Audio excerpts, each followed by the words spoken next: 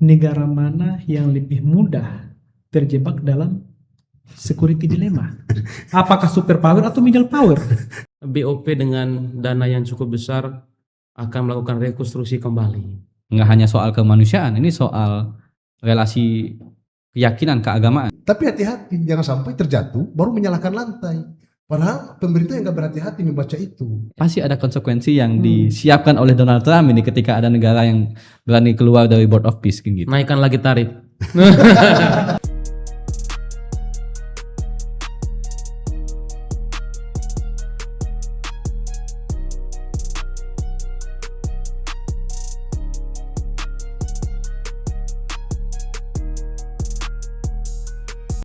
Halo Sobat Reformis, jumpa lagi bersama kami di Reform Syndicate dalam program HUB Wicara. Hurra! Hurra! Kali ini kita akan membahas Board of Peace yang lagi ramai diperbincangkan bukan hanya di Indonesia tetapi juga masyarakat global lagi semangat-semangatnya membahas soal adanya lembaga baru, lembaga internasional yang terdiri kurang lebih 28 negara Ya. dan dikomandoi oleh Amerika Serikat. Nah, semangat terbentuknya BOP ini untuk bagaimana menjaga stabilitas keamanan internasional dan Indonesia menjadi salah satu anggota BOP. Tetapi itu menuai kritik dari berbagai macam elemen, akademisi, aktivis, dan masyarakat Indonesia lainnya juga melancarkan kritikan terhadap bergabungnya Indonesia di BOP dengan berbagai macam rasionalisasi. Tetapi tidak sedikit juga masyarakat yang mendukung Indonesia bergabung di BOP. Kenapa? Karena ini untuk memperjuangkan beban sejarah, beban moral Indonesia terhadap kemerdekaan Palestina dan memperjuangkan kemanusiaan. Nah, Betul. kali ini kembali lagi kita bersama dengan teman-teman jaringan cendekiawan muda, ada aktivis Pemkri, Siap, Bung. KMHDI, dan juga Ketua Umum Merah Putih Institut, Bung Safa, Bung Teddy, dan Bung Astra. Jadi kira-kira begitu pengantar soal BOP. Ya. Jadi gimana soal BOP ini?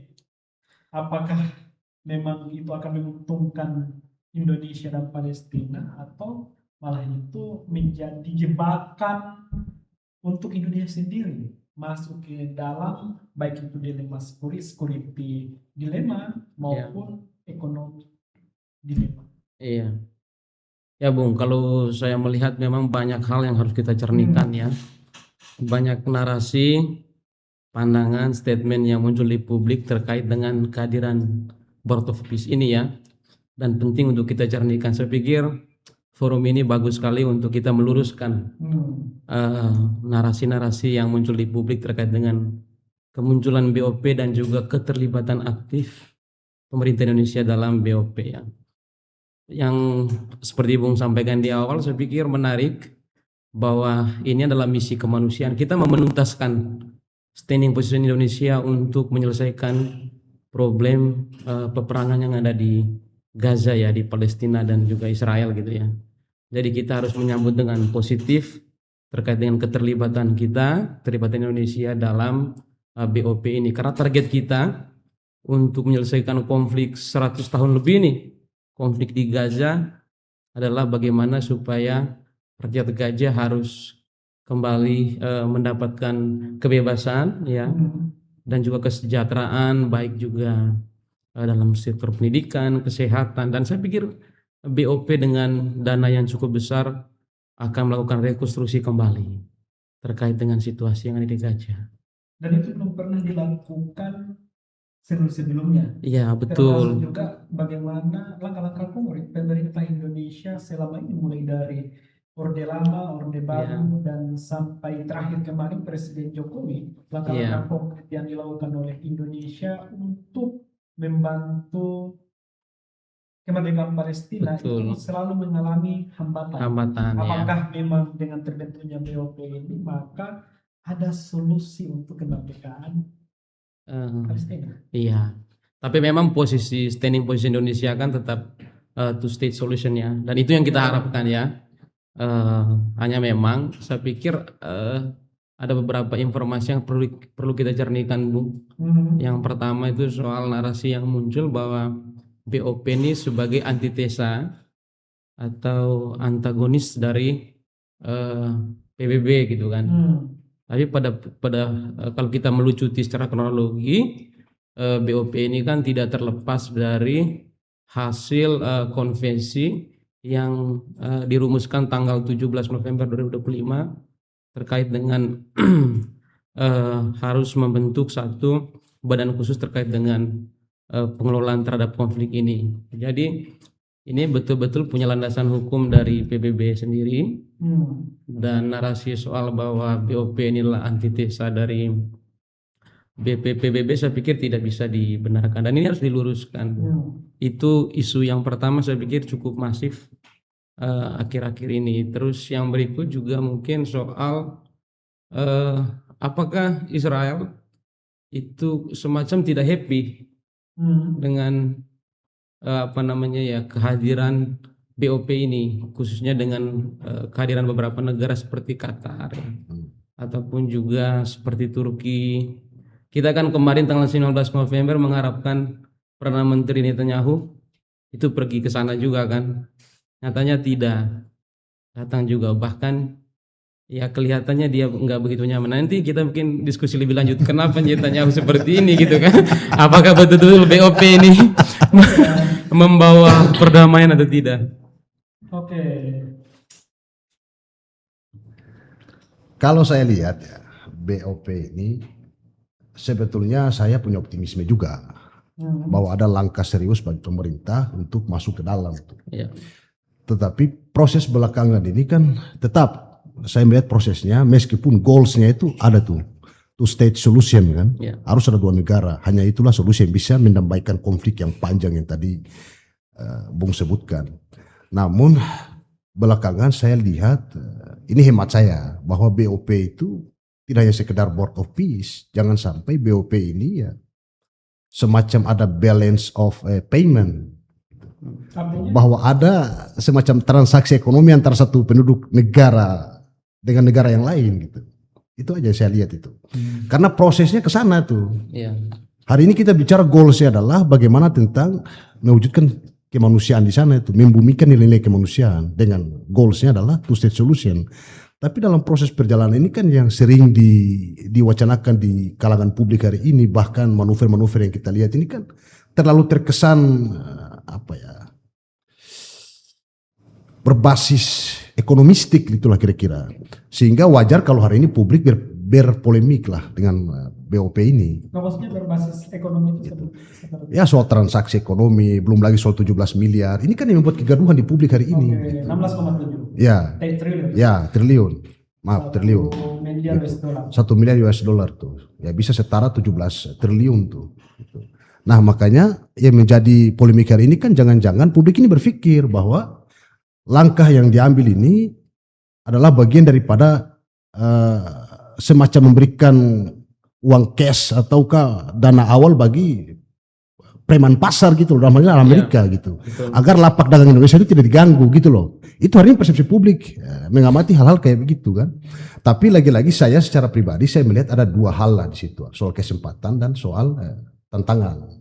Nah, Indonesia alangkah lebih baiknya Indonesia masuk untuk bisa menyuarakan lebih dalam gitu soal perdamaian ini di Palestina, dibandingkan Indonesia berada di luar pagar. Itu rupanya sangat sulit. Kalau dalam teori diplomasi agak lebih mudah lah Indonesia berada di dalam dibandingkan di luar gitu. Tapi lagi-lagi tantangannya juga berat. Soal tadi yang saya bilang gitu. Kalau misalnya proses ini tidak dipikirkan secara matang oleh negara, Indonesia itu bisa berada pada titik terendah loh. Ini soal kredibilitas negara, terutama pemerintah. Karena tantangannya berat sekali. Gitu. Itu aja kira-kira pengantar dari saya. Iya. Menarik. Ada basis ekonomi Ya. sebagai semangat atau motivasi kenapa BOP itu harus ada. Kemudian Indonesia menjadi bagian dari BOP. Ya. Ada tekanan ekonomi. Ya. Gimana mungkin? Ya, buat saya bergabungnya Indonesia ke dalam Board of Peace ini menjadi sebuah langkah yang menantang buat Indonesia. Karena ini sangat mempertaruhkan kredibilitas pemerintah di mata publik, khususnya domestik ya, di dalam negeri. Karena dalam konteks resolusi konflik kita pasti tahu sama-sama untuk mewujudkan perdamaian harus ada pemangku kepentingan duduk di meja perundingan yang sama. Nah, dalam Board of Peace hari ini dari 36 negara yang diundang oleh Donald Trump, hanya belasan yang bergabung sejauh ini, tidak ada Palestina di dalamnya. Ya kan? Itu yang menjadi pertanyaan Itu besar. menjadi pertanyaan besar. Sehingga Board of Peace ini yang mengklaim dirinya akan mencapai atau enggak memperjuangkan perdamaian antara Israel dan Palestina dan juga menghadirkan kemerdekaan kepada Palestina, itu menjadikan publik ragu. Karena di dalam Board of Peace ini kan nggak ada yang namanya Palestina. Apakah perundingan itu akan menguntungkan dua belah pihak atau justru hanya menguntungkan satu belah pihak saja? Dalam hal ini Israel yang berada dalam satu meja perundingan, sedangkan Palestina berada di luar pagar. Kalau saya pinjam bahasanya Bang Safas tadi, gitu. Dan soal kausalitas ekonomi tadi juga Indonesia juga patut berhati-hati, karena secara historis kan Indonesia secara historis sudah panjang banget nih memperjuangkan kemerdekaan Palestina, mendukung kemerdekaan Palestina, menjadi garantor barangkali, kemudian dalam konstitusinya juga menyuarakan hal yang serupa atas nama kemanusiaan. Tetapi apabila ada gejala-gejala kepentingan ekonomi yang tadi dibilang Bang Safas tadi, dan itu kedepannya terbukti, maka ini menjadi pertaruhan besar buat Indonesia, bahwa ternyata perjuangan Indonesia ini nggak hanya sekedar untuk kemanusiaan, tapi ada motif lain di balik itu, gitu Bu. Iya. Karena memang ini pertanyaan besar. Ketika kita ingin menyelesaikan sebuah persoalan atau sengketa antara kedua belah pihak, yang hadir di perundingan selain pihak ketiga kan yang bersengketa. Iya, betul. Tetapi realitasnya di BOP ini tidak ada Palestina. Nah, tapi memang perlu dilihat juga bahwa Palestina ini belum diakui sebagai negara merdeka oleh masyarakat internasional.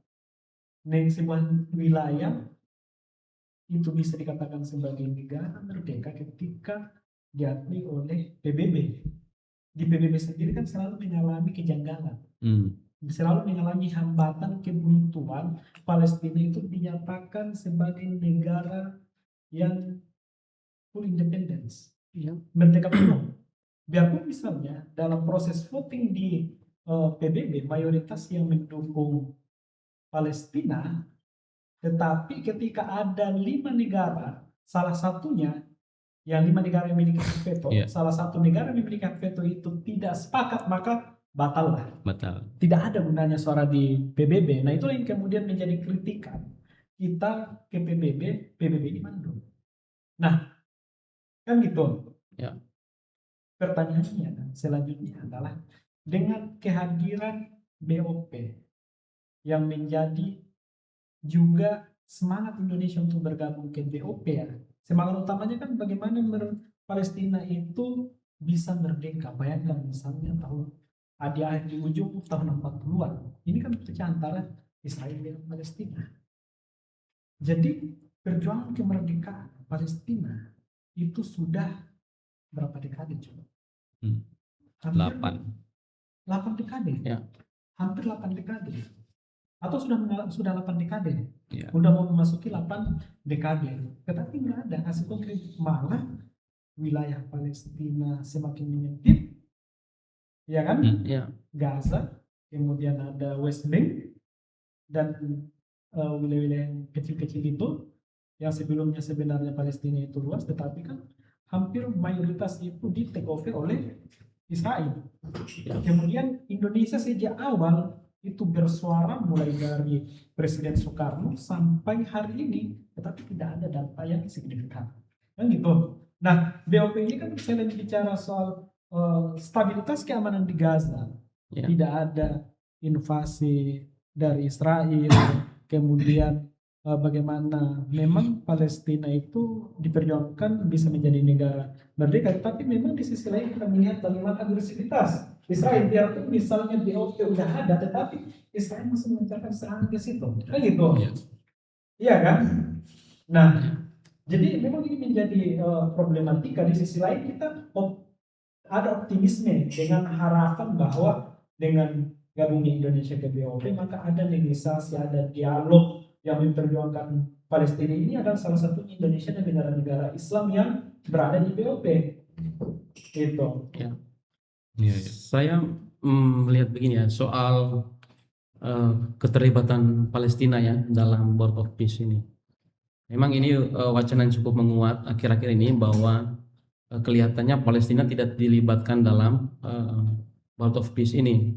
Tetapi kita juga tidak boleh lupa, tidak boleh luput dari hasil dari pasca gencatan senjata itu November lalu, bahwa waktu itu kan proposal Trump itu soal pembentukan Board of Peace itu di ACC oleh PBB, dan pasca itu juga dibentuk juga yang namanya komite yang memang khusus menangani pemerintahan di Palestina ya. ISF. Ya, jadi saya pikir dalam komite itu, komite administratif namanya, itu juga banyak sekali tokoh-tokoh Palestina yang terlibat di dalam gitu ya.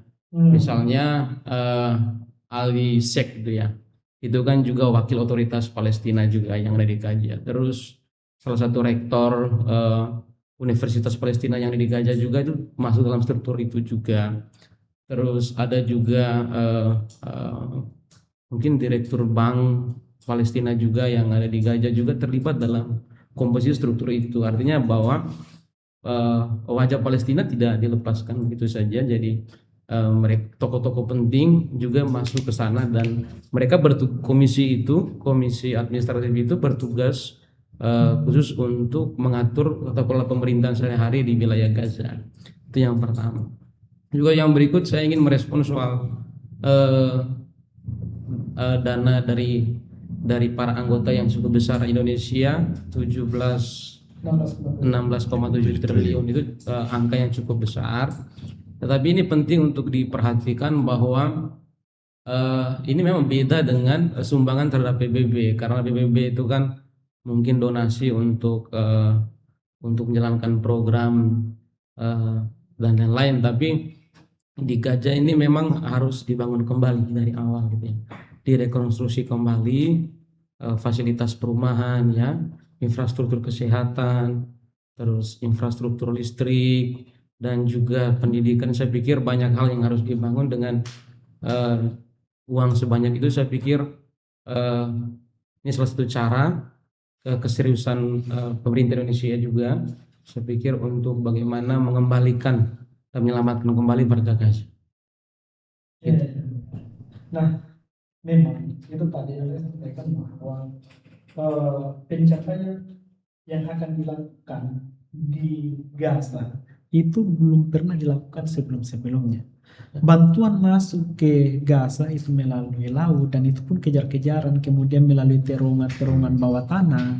Nah, tetapi dengan adanya semangat BOP ini, selain bicara soal stabilitas keamanan, walaupun konsepsi peacekeeping ISF ini bukan konsepsi peacekeeping, kan gitu. Tetapi dengan adanya BOP, jadi ada bantuan untuk pembangunan secara ekonomi, infrastruktur, kesehatan, pendidikan, kemudian juga jadi bukan lagi sebuah negara atau bantuan dari internasional masuk dengan kejar-kejaran, kan gitu. Tetapi di sisi lain ada juga terkait dengan demilitarisasi Hamas. Nah, itu kan yang ditolak sama Hamas tuh. Jadi dengan adanya bantuan militer Indonesia itu kan mau menyumbang 8.000 pasukan untuk menjadi untuk perdamaian Iya. di Gaza. di Gaza. Nah, bahkan Presiden Prabowo berani untuk kalau memang dibutuhkan bisa lebih dari 8.000. Nah, tetapi itu tadi di sisi lain ya sudah ditentukan titiknya gitu loh. Sudah ditentukan titik di mana militer Indonesia. Gitu. Kemudian ada demilitarisasi Hamas. Sementara Israel nggak ada tuh. Nah, gitu. Ya, saya nggak mau masuk ke sana sebenarnya, belum mau masuk ke sana. Oke. Seperti yang saya katakan di awal, kalau masuknya Indonesia ke Board of Peace ini adalah sebuah langkah atau tantangan yang cukup besar buat Indonesia, khususnya langkah politik luar negerinya Indonesia yang dikenal dengan politik bebas aktif atau mendayung di antara dua karang lah ya. Oke. Itu kan adalah pemahaman pemikiran yang ditinggalkan oleh Muhammad Hatta pada saat itu. Nah, yang menjadi penting untuk Indonesia hari ini adalah bagaimana Indonesia ini nggak terkesan atau tidak dicap bahwa ia cenderung ke blok tertentu. Karena ini kan tentu akan mempengaruhi geopolitik atau langkah geopolitik Indonesia ke depan. Ya. Apabila Indonesia terkesan cenderung terlalu berdekatan dengan bloknya Amerika Serikat. Apalagi hari ini kita juga penting untuk mengetahui soal sejauh mana Board of Peace ini akan berjalan, mekanismenya bagaimana, siapa yang punya kewenangan, dan apa perbedaan antara langkah perdamaian yang dilakukan oleh PBB hari ini dengan Board of Peace. Karena kan Board of Peace ini kan barangkali nggak mengikat semua negara, tapi ini adalah jalan alternatif atau ad hoc lah ya untuk mencapai perdamaian di antara Israel dan juga Palestina. Sehingga ini menjadi tantangan buat pemerintah sebenarnya. Mungkin dalam konteks ketika hadir di Davos, Indonesia melihat ini sebagai langkah terobosan yang diprakarsai oleh Trump. Tetapi hal ini juga penting untuk dikomunikasikan ke dalam negeri. Ke semua pihak, ke semua stakeholder, supaya tidak ada yang istilahnya mengawang-awang atau mengira-ngira ini langkahnya sudah tepat atau enggak, supaya seperti tadi saya bilang tidak terkesan cenderung ke blok mana. Indonesia sebagai negara yang teritorinya sangat strategis dan juga sangat rawan dalam waktu yang bersamaan, ketika terjadi konflik antara dua blok, tentu Indonesia akan menerima dampak yang signifikan seperti yang disampaikan oleh Prabowo Subianto sebagai presiden di beberapa pidatonya. Ya, tapi kan memang ini ada juga preferensi terkait dengan Indonesia sebelumnya itu kan non-alignment. Nah, tetapi memang langkah yang diambil oleh Presiden Prabowo dalam hal ini itu active alignment, yaitu aktif untuk pada suatu blok gitu. Oh iya, betul. Iya, kan gitu. Betul. Kalau kita misalnya memperhatikan bagaimana arah dari Presiden Prabowo hari ini, karena kalau misalnya kita lihat di BOP itu tidak ada Rusia, tidak ada Cina. Nah, itu yang kemudian kalau misalnya kita menggunakan perspektif Glenn Snyder dalam security dilemma, itu bisa abandon, bisa trap. Abandon itu ya bisa jadi ke depannya Indonesia terabaikan di dalam BOP dan juga bisa terjebak. Dalam kondisi terjebak, disitulah ada security dilemma di situ yang dialami oleh Indonesia. Nah, pertanyaannya adalah negara mana yang lebih mudah terjebak dalam security dilemma? Apakah superpower atau middle power? Amerika Serikat itu kan superpower, Indonesia itu adalah middle power, kan gitu. Dan kita pun juga middle powernya itu middle power rising, middle power yang lagi bangkit-bangkitnya gitu. Nah, jadi itu tadi dua konsep yang kemudian coba kita ramu dalam security dilemma, abandonnya kemudian trap, diabaikan dan terjebak. Nah, jadi serba salah. Selain itu juga yang menarik tadi terkait dengan kompleksitas respon dari berbagai macam elemen dalam negeri. Iya. Jadi gini, saya cenderung melihat begini. Ya publik juga harus paham nih lompatan-lompatan ini. Dari awal sejak saya komentar soal Board of Peace itu juga saya mengamati betul itu. Kenapa negara-negara Eropa, negara-negara Barat yang tadinya sekutu Amerika itu memilih untuk tidak bergabung dalam Board of Peace. Dan Indonesia adalah satu-satunya negara dengan basis Muslim terbesar, ya kan? Negara non Barat yang basis Muslim terbesar itu Indonesia gitu. Nah, saya melihat dalam hal yang agak curiga saya ini sebetulnya, agak curiga ya. Ya wajar aja dalam ilmu pengetahuan itu berhipotesa itu biasa aja. Saya melihat bahwa jangan sampai Indonesia itu yang meskipun para elit ini mereka sangat memahami benar, termasuk presiden, terus menteri luar negeri, mereka sangat memahami. Karena mereka ada kamar-kamar tersendiri yang mungkin publik tidak memahami itu. Tapi lagi-lagi yang saya lihat, jangan sampai Indonesia ini hanya menjadi korban, kalau kata Stephen Krasner, organization, hipokrisi, semacam ada kemunafikan yang terorganisir. Maksudnya gimana ini? Artinya bahwa Kemunafikan yang terorganisir ya, dalam konteks BOP ini. Ya BOP ini. Nah, yang jelas saya bilang tadi, preman pasarnya itu Amerika. Nah, negara-negara middle power ini yang menjadi tadi korban, kasarnya begitu. Indonesia lah salah Nah, satunya. sebetulnya Indonesia kurang lebih ada 28 negara kalau nggak salah yang bergabung. Dan itu rata-rata negara-negara yang di luar sekutu ideologisnya Amerika loh. Ya. Nah, itu yang maksud saya, publik wajar menilai ini. Pemerintah harus berhati-hati. Jangan sampai, karena apa? Publik harus paham juga. Tetapi sepakat kan dengan bergabungnya Indonesia ke Goalsnya BOP dengan kita sepakat. semangat Goalsnya motivasinya. kita sepakat. Karena goals yang Mas hari ini dibentuk oleh Prabowo, saya pikir sejalan dengan apa diimpikan oleh Bung Karno sama zaman itu dengan narasi dekolonisasinya. Tapi Bung Karno membentuk jalan tengah.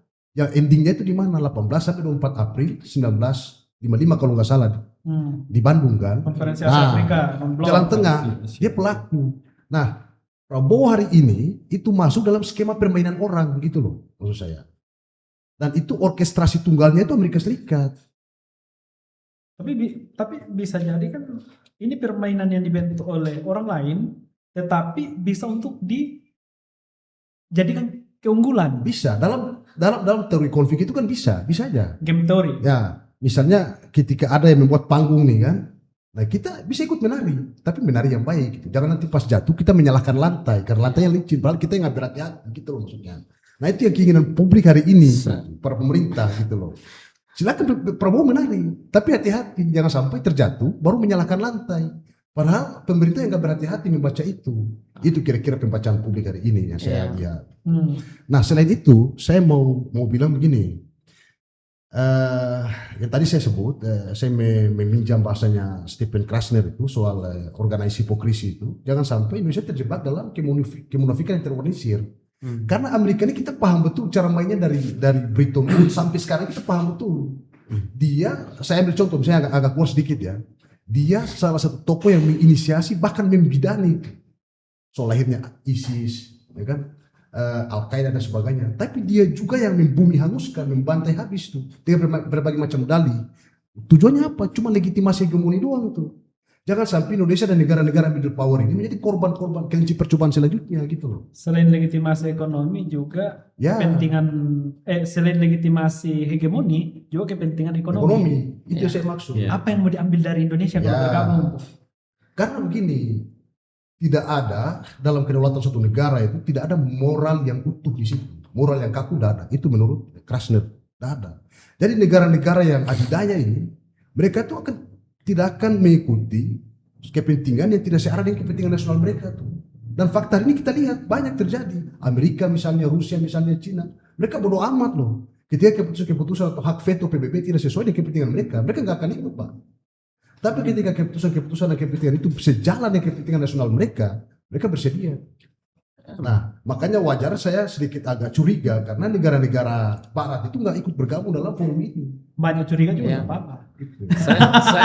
Ya soal keterlibatan beberapa sekutu-sekutu NATO ya, sekutu-sekutu Amerika ya, beberapa negara-negara di Eropa seperti Prancis, Jerman dan lain-lain yang memang tidak mau bergabung tidak menerima undangan dari Donald Trump ya untuk bergabung dalam BOP. Saya melihat bahwa ini mungkin karena reaksi belum move on aja. Karena kemarin soal Greenland kan. Ini tunggu momennya aja, nanti akan kembali bergabung. Tapi satu hal yang pasti bahwa ini keterlibatan Indonesia dalam BOP ini adalah bukan hanya soal follower saja ya. Tapi ini betul-betul komitmen serius, misi kemanusiaan yang memang harus dituntaskan oleh BOP ini, bahwa perdamaian di Gaza harus diciptakan gitu ya. Dan saya pikir suara soal bagaimana suara soal Indonesia untuk menciptakan perdamaian di Gaza ini bukan hanya kali ini ya, tapi ini adalah langkah konkret yang sudah diambil gitu, yang harus kita melihat secara positif ya, bahwa Indonesia tidak hanya bicara dukungan-dukungan moral saja ya, tetapi ada keterlibatan langsung misalnya lewat international force untuk sustainability itu ya, jadi wakil komandan gitu, mengerahkan pasukan yang cukup banyak gitu, dan juga dengan kontribusi uang yang cukup banyak. Jadi saya pikir ini komitmen serius pemerintah Indonesia untuk segera menyelesaikan ya Tapi belum bisa kita simpulkan hari ini karena itu masih di atas kertas saja. Oke, tapi harapan besarnya Harapannya, kan ya itu. Iya kan. Iya. Ya, terus soal kecurigaan kita bahwa Indonesia akan terlalu dominan ke salah satu blok ke Amerika gitu kan. Oke, bisa-bisa saja kita waspada itu, tetapi ini juga mungkin Presiden Prabowo ini kan jenderal ya, jadi dia ngerti betul peta strategi geopolitik yang ada gitu kan. Dengan politik kita yang politik luar negeri kita itu bebas aktif, saya pikir enggak hanya ke satu blok ya. Coba kita perhatikan waktu awal pelantikan Presiden Prabowo itu kan, kemana dia pergi kan? Itu kan ke Rusia dengan Cina kan. Sebenarnya dia berusaha untuk membangun keseimbangan global aja, hubungan internasional Indonesia gitu. Itu dan yang berikut, Indonesia ini lagi sedang game changer ya, karena dan kawasan Asia khususnya Asia Tenggara ini juga saya lihat dominasi Cina cukup menguat juga ya. Kita lihat Laut Cina Selatan gitu kan, Taiwan gitu kan. Saya pikir ini upaya dari sang jenderal Prabowo untuk membangun kestabilan politik Indonesia secara global. Iya. Dan memang Indonesia itu swing state. Iya. Negara yang lagi diperebutkan. Nah, itu. Indonesia ini lagi Nah, cantik-cantiknya. Tapi Lagi seksi-seksinya kan. kecurigaan publik itu yang diwakili oleh Bang Sapas juga sah-sah saja sebenarnya. Sah-sah saja. Apalagi tadi Bung Jusi sempat membicarakan tentang security dilemma. Karena ketika sudah nyemplung, mau nggak mau kan kita harus berenang. Tetapi kan setelah pasca Indonesia memutuskan gabung ke BOP, Ya. kemudian menimbulkan polemik di dalam negeri. Ya.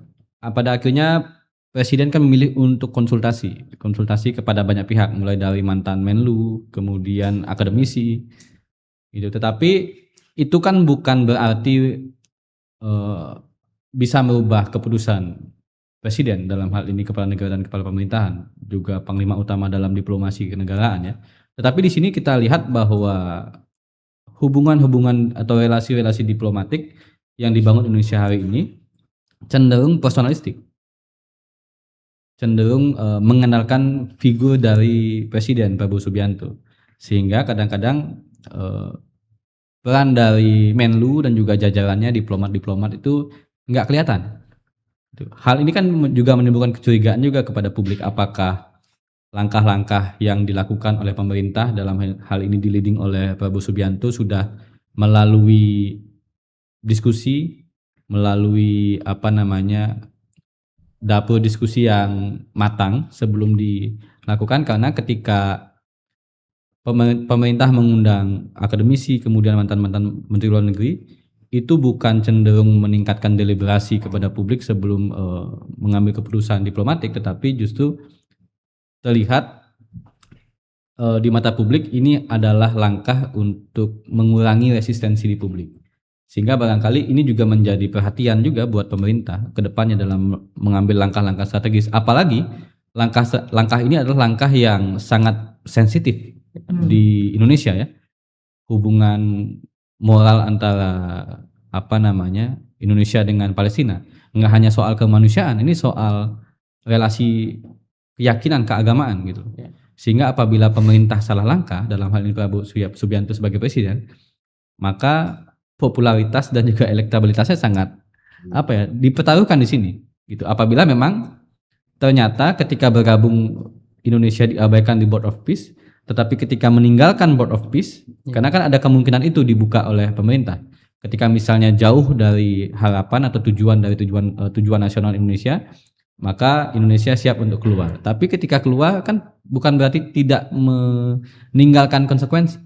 Pasti ada konsekuensi yang disiapkan oleh Donald Trump ini ketika ada negara yang berani keluar dari Board of Peace gitu. Naikkan lagi tarif.